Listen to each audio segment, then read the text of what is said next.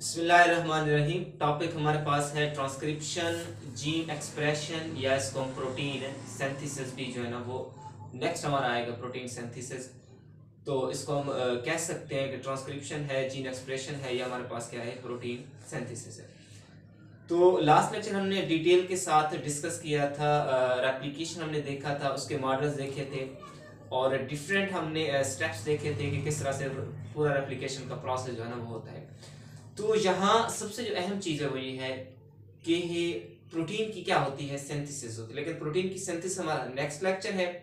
आज का जो लेक्चर है वो है कि हमने जो डीएनए बना लिया था, उसकी कॉपी बनाई थी, अब उस डीएनए से हमने क्या बनाना है, मैसेंजर आरएनए बनाना है। तो हमारे पास जो इन शॉर्ट हमने देखा था कि डीएनए हमारे पास होता है, डबल स्ट्रैंडेड होता है, और इस डीएनए से क्या बन जाता है, मैसेंजर आरएनए बन जाता है।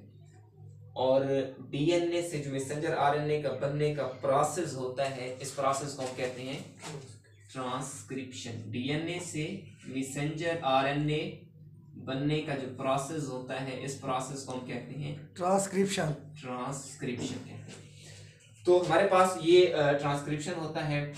और ट्रांसक्रिप्शन अब नेक्स्ट जो होता है, देखिए डीएनए डबल स्ट्रैंडेड है और इससे सिंगल स्ट्रैंडेड क्या बन जाता है, आरएनए बन जाता है। तो डीएनए से आरएनए बनने का स्टेप्स हमारा क्या हो गया, ट्रांसक्रिप्शन। तो हमारा जो फोकस है आज का हमारा लेक्चर वो सारा इसी के ऊपर होगा, सारा हम इसी से, यानी एक स्टेप है, बज़ाहिर बहुत सिंपल नजर आ रहा है लेकिन कुछ कॉम्प्लेक्स चीजें हैं जो हम आज के लेक्चर में जो हम देखेंगे। तो आगे नेक्स्ट क्या होता है, आरएनए होता है, मैसेंजर आरएनए, और मैसेंजर आरएनए से फिर क्या बन जाती है, प्रोटीन बन जाती है। यानी मैसेंजर आरएनए, देखिए डीएनए डबल स्ट्रैंडेड है और डीएनए के ऊपर जीन्स मौजूद होती है, वो जीन्स मैसेज को लेकर आती है और मैसेज ट्रांसफर हो जाता है मैसेंजर आरएनए की फॉर्म में। अब आगे जो मैसेंजर आरएनए है ये जाता है राइबोसोम के पास। किसके पास जाता है, वो राइबोसोम। अगली क्लास में पढ़ते हैं या फर्स्ट ईयर की बायोलॉजी में हमने पढ़ा है कि राइबोसोम को प्रोटीन की फैक्ट्री कहा जाता है, वहां पर प्रोटीन तैयार होती है। अब देखिए ये मैसेंजर आरएनए है। अब मैसेंजर आरएनए जो होता है वो किसके पास जाता है, ये राइबोसोम के पास जाता है। जब ये राइबोसोम के पास जाता है, अब ये राइबोसोम है, ये हमारे पास क्या है, ये राइबोसोम। और राइबोसोम के हम पढ़ते हैं कि दो स्ट्रैंड होते हैं, एक लार्ज सब यूनिट होता है और दूसरा क्या होता है, स्मॉल सब यूनिट। ये इसका लार्ज सब यूनिट है और इसका क्या होता है, ये स्मॉल सब यूनिट। यानी जो डीएनए से आरएनए बना वो किसके पास आया, राइबोसोम के पास आया, राइबोसोम। और अब ये मैसेंजर आरएनए इसके साथ क्या हो गया, अटैच हो गया। जब मैसेंजर आरएनए अटैच हो जाता है राइबोसोम के साथ, बहुत सारे मैसेंजर आरएनए इस क्या होते हैं, अटैच होते हैं राइबोसोम के साथ। यहाँ पे एक स्पेशल टर्म यूज होती है, उसका नाम होता है, उसको हम कहते हैं पॉलीसोम्स। इस टर्म का नाम होता है पॉलीसोम्स। कि जब ग्रुप ऑफ राइबोसोम है, इसी तरह से एक राइबोसोम है, दूसरा राइबोसोम इसके साथ और हो गया, तीसरा राइबोसोम हो गया, तो ग्रुप ऑफ राइबोसोम के साथ मैसेंजर आरएनए क्या हो जाता है, अटैच हो जाता है। जब ये इस तरह अटैच होता है तो एक स्ट्रक्चर स्पेशल बन जाता है, इसको हम क्या कहते हैं, पॉलीसोम्स कहते हैं। वजह क्या है, क्यों अटैच होता है मैसेंजर आरएनए राइबोसोम के साथ, आखिर क्यों उसको जरूरत पेश आती है कि वो इसके साथ क्या हो, अटैच हो। रीजन क्या है, प्रोटीन सिंथेसिस। क्योंकि राइबोसोम प्रोटीन की फैक्ट्री है, मैसेज उसके पास जाएगा और राइबोसोम जो है ना वो फिर क्या करेगा, वो प्रोटीन क्या करेगा, वो हम कहते हैं, जब हम डेफिनेशन कहते हैं कि मैसेंजर आरएनए से प्रोटीन बनती है, तो मैसेंजर आरएनए नहीं बनाता प्रोटीन, ये बात ध्यान में रखना। मैसेंजर आरएनए कभी प्रोटीन नहीं बनाता। मैसेंजर आरएनए मैसेज लेकर राइबोसोम के पास जाता है और राइबोसोम फिर उसी मैसेज से डिफरेंट किस्म की जो है ना वो प्रोटीन्स बना देता है। ठीक है, आपका जो डीएनए होता है उसमें हर तरह की इंफॉर्मेशन मौजूद होती है। ये अभी स्टार्ट में हमने एक लेक्चर जब देखा था, उसमें हमने देखा था कि एक जो डीएनए हमने देखा था, क्रोमोसोम जो हमने देखा था, उसमें 140 मिलियन न्यूक्लियोटाइड्स होती हैं। तो सेवरल इंफॉर्मेशन जो होते हैं उसके अंदर क्या होती है, मौजूद होती हैं। तो इसी इंफॉर्मेशन को लेकर आगे वो क्या बना देता है, वो प्रोटीन बना। तो इस तरह से ये क्या बन गई, प्रोटीन। तो आरएनए और आरएनए से जो आपके पास प्रोटीन बनती है, इस प्रोसेस को हम क्या कहते हैं, ट्रांसलेशन।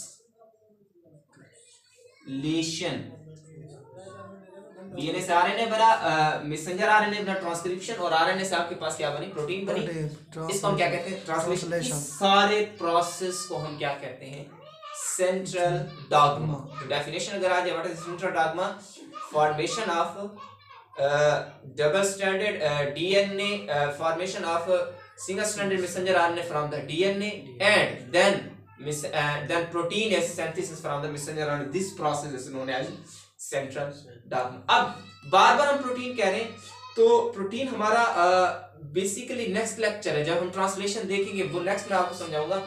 लेकिन यहाँ जो इम्पोर्टेंट चीज है, यहाँ प्रोटीन का स्ट्रक्चर को समझना बहुत ही इम्पोर्टेंट है, क्योंकि प्रोटीन की अहमियत बहुत ज्यादा हमारी लाइफ के अंदर स्ट्रक्चर रोल प्ले करता है।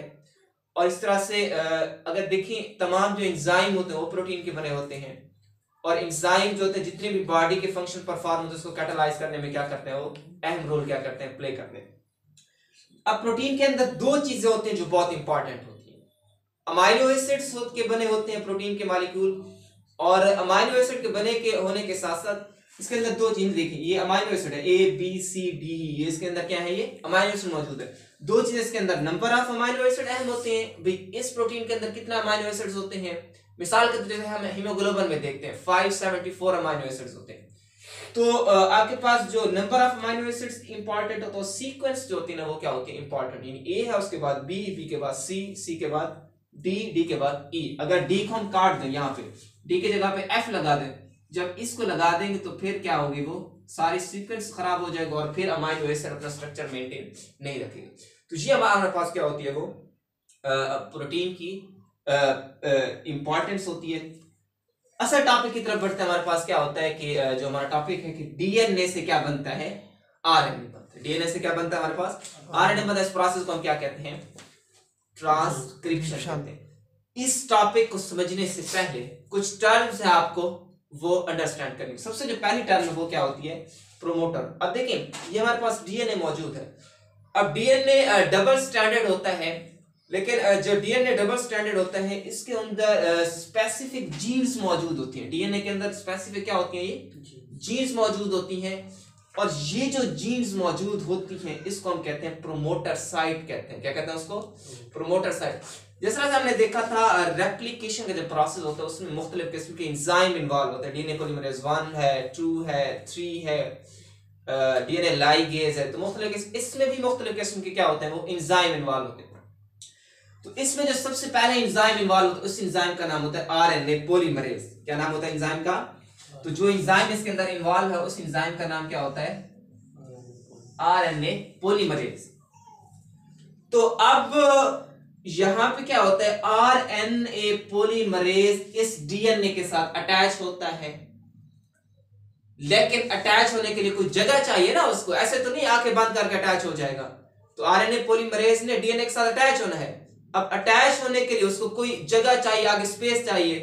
तो वो जो जगह होती है जिसके साथ अटैच होता है उसको हम क्या कहते हैं, प्रोमोटर कहते हैं। तो अब प्रोमोटर के साथ आरएनए पॉलीमरेज क्या होंगे, मिसाल के तौर पर ये डीएनए का स्ट्रैंड है, इसके साथ ये डीएनए का स्ट्रैंड है, और इसके साथ ये है आरएनए पॉलीमरेज। कौन सा है ये, आरएनए पॉलीमरेज। ये आरएनए पॉलीमरेज इस प्रोमोटर साइट के साथ क्या हो गया, अटैच हो गया। लेकिन यहां पे एक और बात भी है।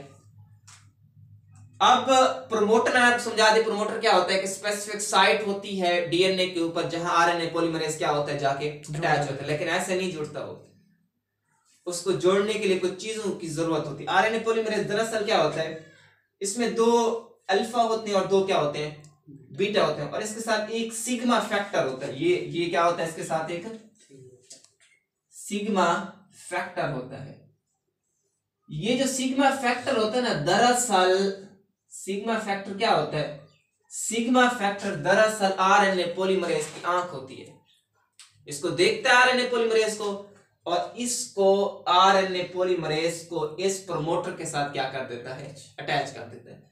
जब ये इसके साथ अटैच कर, इसका काम खत्म हो गया। इसका काम था अटैच करना, अटैच हो गया। अटैच होने के बाद ये सिग्मा फैक्टर यहां से क्या हो जाता है, रिलीज हो जाता है। सिग्मा फैक्टर क्या हो जाता है, यहां से रिलीज हो जाता है। जब सिग्मा फैक्टर रिलीज हो जाता है तो बाकी जो एंजाइम 2 अल्फा और 2 बीटा है, इसको हम क्या कहते हैं, कोर एंजाइम। तो यहां से 2 चीजें मैंने आपको समझाई हैं। एक प्रोमोटर क्या होता है कि स्पेसिफिक जो साइट होती है डीएनए के ऊपर, उसको हम क्या कहते हैं, प्रोमोटर कहते हैं। और डीएनए आरएनए पॉलीमरेज क्या होता है, जो एंजाइम उस प्रोमोटर के साथ अटैच होता है उसको हम क्या कहते हैं, आरएनए पॉलीमरेज कहते हैं। तो अब यहाँ पे स्पेसिफिक पॉइंट्स होती हैं प्रोकैरियोट्स के अंदर और यूकैरियोट्स के अंदर।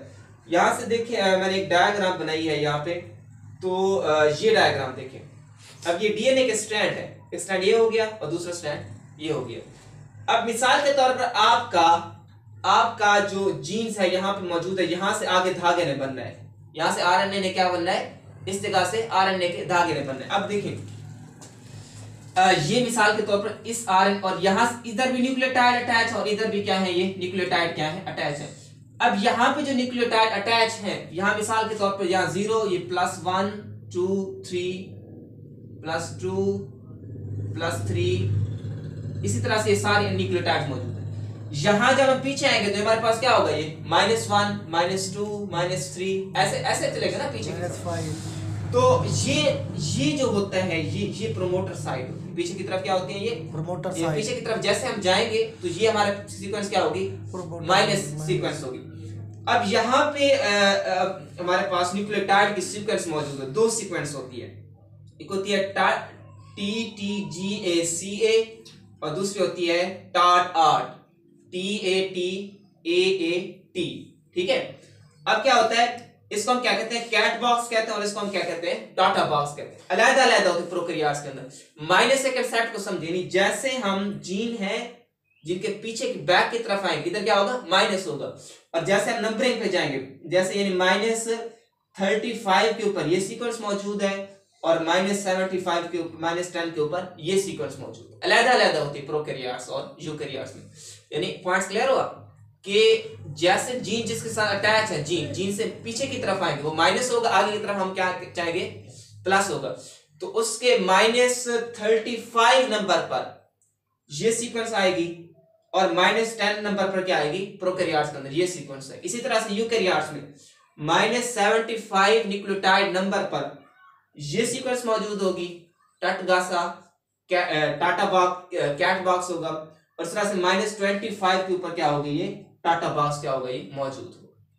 टाटा बॉक्स इसलिए कहते हैं कि यहाँ पे बहुत सारे थायमीन एडेनिन थायमीन बार थायमीन एडेनिन थायमीन, यहाँ साइटोसिन एडेनिन थायमीन, तो ये बार क्या होते हैं, मौजूद होते हैं। तो पीछे की तरफ आएंगे माइनस और उसके -35 नंबर पर क्या होगा, ये कैट बॉक्स होगा और -10 पर क्या होगा, ये टाटा बॉक्स होगा प्रोकैरियोट्स के अंदर। और यूकैरियोट्स -75 पर कैट बॉक्स और -25 पर क्या होगा, ये यूकैरियोट्स। तो हमारे पास हो गया। अब आरएनए पॉलीमरेज प्रोकैरियोट्स के अंदर जो होते हैं, एक ही तरह का आरएनए पॉलीमरेज होता है जो कि तीनों क्या बना देता है, राइबोसोमल आरएनए, मैसेंजर आरएनए और ट्रांसफर आरएनए बना। लेकिन यूकैरियोट्स के अंदर एक फर्क होता है। यूकैरियोट्स में ये होता है कि आरएनए पॉलीमरेज 1 राइबोसोमल आरएनए बनाता है और जो आरएनए पॉलीमरेज सेकंड है वो क्या बनाता है, मैसेंजर आरएनए बनाता है। और जो आरएनए पॉलीमरेज 3 है ये आपके पास क्या बनाता है, ये ट्रांसफर आरएनए बनाता है। प्रोसेस स्टार्ट करते हैं। तो सबसे पहले हमारे पास प्रोसेस कौन सा होता है, इनिशिएशन फेज होता है। अब इनिशिएशन फेज में क्या होता है, इनिशिएशन फेज में ये होता है कि ये आपके पास डीएनए का स्ट्रैंड मौजूद है। अब डीएनए के दो स्ट्रैंड, एक कोडिंग, ये एक कोडिंग स्ट्रैंड होता है और दूसरा क्या होता है, ये नॉन कोडिंग। एक कोडिंग या सेंस और दूसरा हमारे पास क्या होता है, एंटी सेंस या टेम्पलेट स्ट्रैंड होता है। अब देखिए ये आपके पास क्या मौजूद है, ये आपके पास प्रोमोटर साइट मौजूद है। क्या मौजूद है, ये प्रोमोटर है ना, आरएनए, ये प्रोमोटर, उसके साथ आरएनए पॉलीमरेज क्या हो गया है, अटैच हो गया। प्रोमोटर के साथ आरएनए पॉलीमरेज क्या हुआ, अटैच हुआ। ये पहला आपका स्टेप खत्म हो गया। इनिशिएशन फेज में क्या होता है कि आरएनए पॉलीमरेज आता है और सिग्मा फैक्टर उसको डिटरमाइन करवाता है और सिग्मा फैक्टर उसको पकड़कर प्रोमोटर के साथ क्या करवा देता है, वो अटैच करवा। इनिशिएशन का फेज क्या हो गया, खत्म।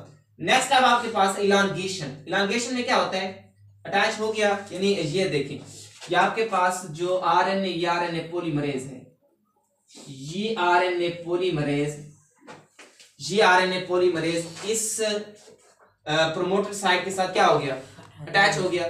अटैच होने के बाद अब क्या करेगा, ये डीएनए का जो टेम्पलेट स्ट्रैंड है, टेम्पलेट स्ट्रैंड से इसका क्या करेगा, ये धागा बनाएगा। क्या बनाएगा, आरएनए का धागा। कैसे, देखिए अब यहां से देखें अगर हम, तो यहां पे न्यूक्लियोटाइड की सीक्वेंस होगी, ए है, अच्छा टी है, जी है, C है, A है, T, तो ये सारे न्यूक्लियोटाइड्स पड़े होंगे ना इसके अंदर, बहुत सारे पड़े होंगे।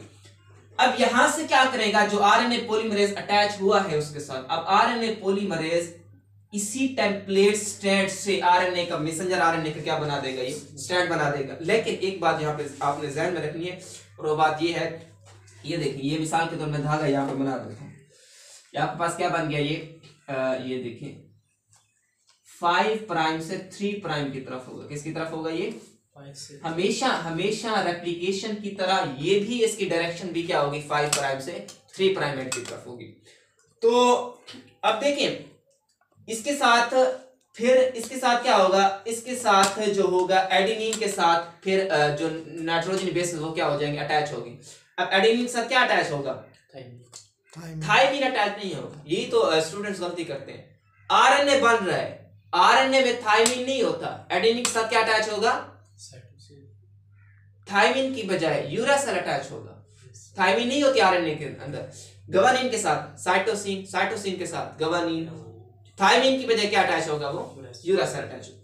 तो ये आपके पास स्ट्रैंड जो है ना वो बिल्कुल जो है ना वो मैसेंजर आरएनए का स्ट्रैंड बन गया। आरएनए पॉलीमरेज आया और आरएनए पॉलीमरेज ने आपके पास मैसेंजर आरएनए का स्ट्रैंड बना दिया। अब स्ट्रैंड बन गया आपके पास 5 प्राइम से 3 प्राइम। इस स्टेप को हम क्या कहते हैं, आपके पास क्या हो गई, ये इलांगेशन होगी। क्या हो गई, ये इलांगेशन। अब आरएनए का धागा तो बन गया है। अब बड़ी इंटरेस्टिंग चीज है यहाँ पे, आरएनए का धागा बन गया। देखिए आरएनए का धागा, यहां से आरएनए का धागा बनता जाएगा, आरएनए का धागा बनता जाएगा, ये आरएनए पॉलीमरेज आगे की तरफ हरकत करता जाएगा, फिर ये स्ट्रैंड खुलता जाएगा ना, तो ये सारा इलांगेशन का प्रोसेस, ये धागा पीछे की तरफ बनता जाएगा और स्ट्रैंड आगे की तरफ ये खुलता जाएगा। अब मसला ये है कि आरएनए तो स्ट्रैंड तो बन गया ना आरएनए स्ट्रैंड, लेकिन इस प्रोसेस को खत्म भी तो करना है ना हमने। सारे धागे तो हमने नहीं बनाने आरएनए के, जितनी जरूरत है मैसेंजर आरएनए की वो हमने बनाने हैं। अब हमने क्या करना है, इस प्रोसेस को हमने क्या करना है, खत्म करना है। तो इसके लिए कौन सा स्टेप होता है, टर्मिनेशन के लिए यहाँ पे मैंने एक चीज लिखी है कि sequence of GC base pair followed by a series of eighty base pair. इसको समझे, जो आपके पास डीएनए मौजूद है, यहाँ यही मैं समझा देता हूँ, यहाँ आपके पास जो डीएनए मौजूद है, यहाँ पे इसको जूम करें। अच्छा, जो आपके पास डीएनए मौजूद है, ये जो डीएनए, इसके साथ जी इसके साथ, अच्छा जी के साथ AT, GCAT की सीक्वेंस क्या होती है, मौजूद होती है। यानी बहुत सारे आरएनए बनता जा रहा है। अब आगे वो देखेगा कि बहुत सारी सीक्वेंस मौजूद है, GCAT की बहुत सारे जो है ना वो क्या मौजूद है, गवानीन, साइटोसिन, एडेनिन, थाइमिन, बहुत सारे मौजूद है। फिर उसको पता चल जाएगा अब मैंने क्या करना है, यहाँ से स्टॉप करना है, क्या करना है, आगे नहीं जाना मैंने। तो यहाँ से अब क्या करेगा, वो रुक जाएगा। जब यहाँ से रुक जाएगा, इस प्रोसेस को हम क्या कहते हैं, टर्मिनेशन। यानी आरएनए बनता जा रहा है, आगे वो डीएनए के ऊपर देखता है जीसी मौजूद है और क्या मौजूद है, ये एटी मौजूद है, बहुत सारे जीसी और एटी क्या है, ये मौजूद है। फिर उसके लिए क्या होता है, वो स्टॉप सिग्नल होता है और फिर वो क्या हो जाता है, आरएनए का बनना रुक जाता है। तो फिर आरएनए यहाँ पे क्या हो जाता है, ये स्टॉप हो जाए, आरएनए का बनना क्या हो गया, यहाँ पे रुक गया। जब अब यहाँ पे देखें, यहाँ पे जब आरएनए जीसी, यहाँ मिसाल के तौर पे ये देखें, जब आपके पास जीसी और एटी की सीक्वेंस मौजूद है, या यहाँ से देखें जीसी और एटी की सीक्वेंस मौजूद है, जब आपके पास जीसी और एटी की सीक्वेंस मौजूद है, तो फिर आपके पास एक जीसी हेयर पिन बन जाता है, एक लूप बन जाता है, डीएनए क्या बन जाता है, इस तरह से डीएनए जो आरएनए मौजूद है, आरएनए का क्या बन जाएगा, इस तरह का एक, ये देखिए आरएनए है और आरएनए का एक इस तरह का, ये 5 प्राइम से 3 प्राइम की तरफ है ना, तो आरएनए का क्या बन जाएगा, एक ये लूप बन जाएगा, ये फोल्ड बन जाएगा एक तरफ। तो ये अब ये इसका कौन सा एंड होगा, ये 5 है और ये इसका कौन सा होगा, ये 3 प्राइम। तो इस स्ट्रक्चर को हम क्या कहते हैं, जीसी हेयर पिन, इसको हम क्या कहते हैं। तो टर्मिनेशन आपके पास क्या हो गया कि आरएनए बनता जा रहा है और आरएनए ने आगे जाकर देखा कि अब मेरे पास जो है ना वो इसकी जीसी और एटी की सीक्वेंस क्या है, ये मौजूद है। फिर यहाँ पे ये क्या बना देगा, लूप बना देगा, इसको हम क्या कहेंगे, जीसी हेयर पिन कहेंगे, इसको हम क्या कहेंगे, जीसी हेयर पिन। धागा बन गया, आपके पास आरएनए का धागा बिल्कुल जो है ना वो तैयार हो चुका है। अब इसको ये सारा प्रोसेस कहां पे हो रहा है? सेल के अंदर हो रहा है। और सेल के किसके अंदर हो रहा है? ये न्यूक्लियस के अंदर हो रहा है। न्यूक्लियस डीएनए के अंदर होता है ना, न्यूक्लियस के अंदर ये सारा प्रोसेस। अब इस जबकि राइबोसोम कहां पड़े होते हैं? अब देखिए ना, यहां से देखिए, अब आपके पास यहां इसको मैं रेज करता हूं। अब यहां से एक पॉइंट देखिए, आपके पास ये एक सेल मौजूद है। अब ये उसका क्या है? ये डीएनए है, ये न्यूक्लियस है, सॉरी न्यूक्लियस के अंदर आरएनए बन रहा है। न्यूक्लियस के अंदर क्या बन रहा है? ये देखिए, ये आपके पास क्या है? डबल स्ट्रैंडेड डीएनए है, और इस डीएनए से क्या बन रहा है? ये आरएनए बन रहा है। अब मैंने कहा जो आपके पास मैसेंजर आरएनए बन रहा है, प्रोसेस कौन सा है? ट्रांसक्रिप्शन। कौन सा प्रोसेस है ये? ट्रांसक्रिप्शन। अब देखिए, न्यूक्लियस के अंदर मैसेंजर आरएनए बन रहा है। अब आरएनए बनने के बाद फिर हमने कहा कि मैसेंजर आरएनए जो होता है वो मैसेंजर आरएनए फिर किसके पास जाता है? राइबोसोम के पास जाता है, और वहां से क्या करता है? उसकी प्रोटीन तैयार करता है ना। राइबोसोम कहां पे होते हैं?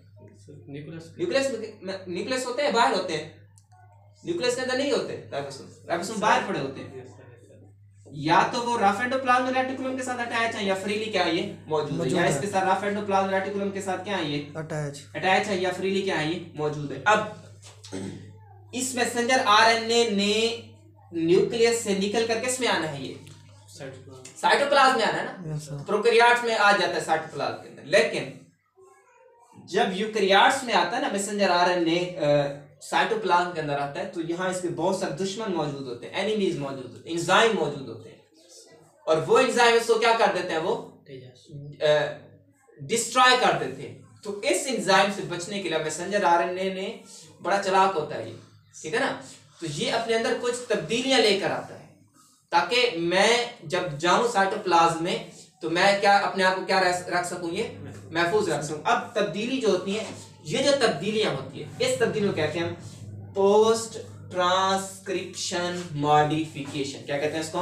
Post transcription modification. पोस्ट का मतलब बाद में, ट्रांसक्रिप्शन हो गई और मॉडिफिकेशन होती है। ट्रांसक्रिप्शन के बाद की तब्दीलियां होती हैं उसको हम क्या कहते हैं? Post transcription modification. आपके पास डीएनए बन चुका है न्यूक्लियस के अंदर, अब उसने जाना है साइटोप्लाज्म में, लेकिन साइटोप्लाज्म में उसको मसला है, प्रॉब्लम है ना उसको।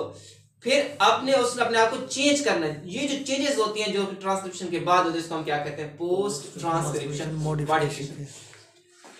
ये चीजें कैसे होती हैं? Addition of cap and tail. किसकी एडिशन होती है? कैप की एडिशन होती है, और हमारे पास क्या होती है? ये टेल की एडिशन। यही से आपको समझा था, एडिशन ऑफ कैप है और एडिशन ऑफ टेल है।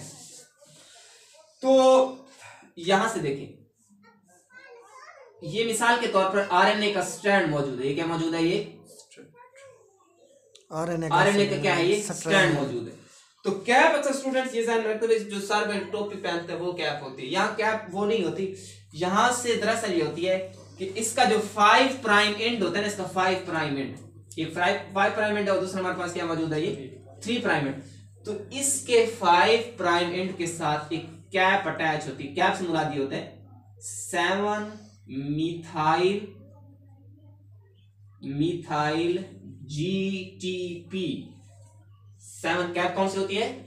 7 मिथाइल जीटीपी। जीटीपी का मतलब होता है गवानोसिन ट्राइफॉस्फेट। एटीपी का नाम तो सुना होगा ना आपने। इसी तरह से आपके पास क्या होता है? जीटीपी। ये भी न्यूक्लियोटाइड्स होता है, गवानोसिन ट्राइफॉस्फेट। एडेनिन, इसके अंदर क्या होते हैं? गवानीन।